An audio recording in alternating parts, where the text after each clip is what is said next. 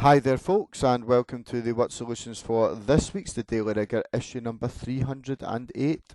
So, first of all, from the world of business, from the world of money, from the world of the royal family, the first 50p coin bearing the image of King Charles the Third entered into circulation on Thursday. So its shape is an equilateral curved polygon with seven sides. Do you know the shape of a polygon with seven sides? So it's actually a heptagon, not septagon, which is usually the most common wrong answer, probably because sept is French for seven. So well done if you got that right. So from the world of entertainment, so Lewis Capaldi sent Twitter into meltdown when he seemingly posted his phone number on there last Sunday.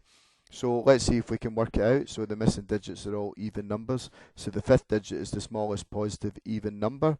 So 1, 2, 3, 4, 5. That's going to have to be 2 because of course 0 is neither positive or negative. So the seventh digit is the same as the fifth digit, so that one's going to be 2 also. So the ninth digit, which is this one here, is larger than the seventh digit. But because the fourth digit is larger than the ninth digit and the third digit is larger than the eighth digit, which is the same as the fourth digit, that tells you that that's going to have to be 4. And that's because the fourth digit is then larger than the ninth digit. So for those reasons listed before, this would then have to be 6. The eighth digit is the same as the fourth digit, so this would also be 6. And then the third digit is the same as the eighth.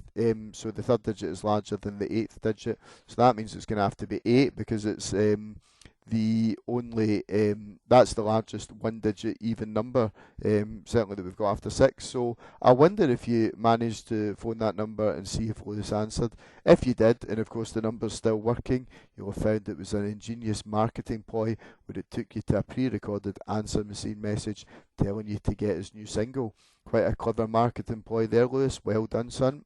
So on to technology, the world of technology. So Microsoft has landed quite a big deal for Nintendo consoles, a 10-year agreement to bring them the popular game Call of Duty. So speaking of which, can you name the top selling Nintendo Switch games of all time? So let's see how we go. Now remember, this is only for Nintendo Switch, not for the Super Nintendo or the GameCube or anything like that. So well done if you get any of these right. Quite a difficult challenge this week. So 5 takeaway negative 8 is 13, which is M. So this one here is going to be Mario Kart 8 Deluxe, is the highest selling Nintendo Switch game of all time. So for number 2 we've got 1, which is A. So this is going to be Animal Crossing New Horizons, whatever that is. So for number 3 we've got 219, so we've got a couple of S's. So that's going to be Super Smash Bros. Ultimate. So number 4, we've got a 4 times 6 is 24, add the 2 is 26, and of course Z is the 26th letter of the alphabet. So that's going to be The Legend of Zelda Breath of the Wild. So number 5, we know it's a Pokemon game. We've got another couple of S's there. So that's going to be Pokemon Sword and Shield. So number 6 is a Super Mario game. We've got a 15, which is O. That's going to be Super Mario Odyssey. So for number 7, another Super Mario game. We've got a 16 this time, which is P. So that's Super Mario Party.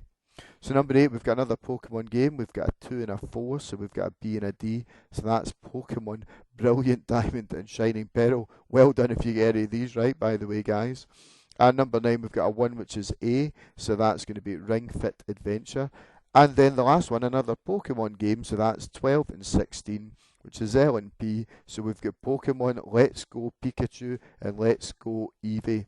Absolutely outstanding if you get any of them right. Well done. I don't know how you did it. You probably play your Nintendo Switch a little too much. So, okay, our final story, the world of sport. So, Daniel Alves became the oldest Brazilian to play in a FIFA World Cup match. And he eclipsed his teammate Thiago Silva's record from the opening match of the tournament. So, altogether, they have a combined age of 77. So, how old are these players? So first things first, the easiest way to do it would just be to divide by 2 and then round down and then round up. But anytime we've got an opportunity to actually form and solve an equation in maths, we've got to take it.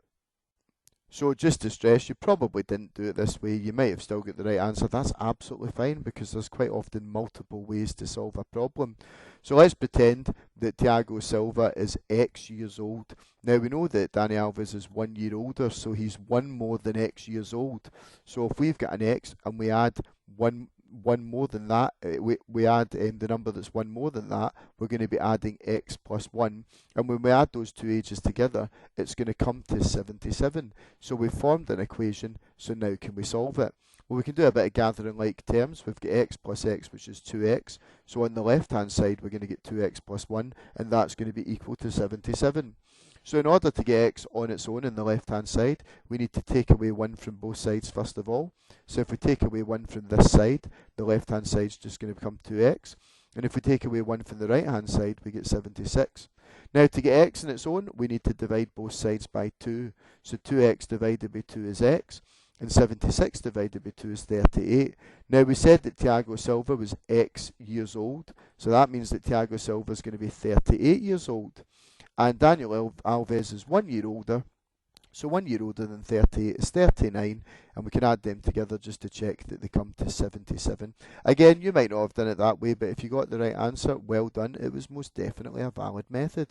And that was our word solutions for this week, guys. We hope you enjoyed solving these problems. Stay tuned for next week's edition, when we're going to be looking at more stories from the news of the week and the numbers behind them. But in the meantime, thanks for watching, and bye for now.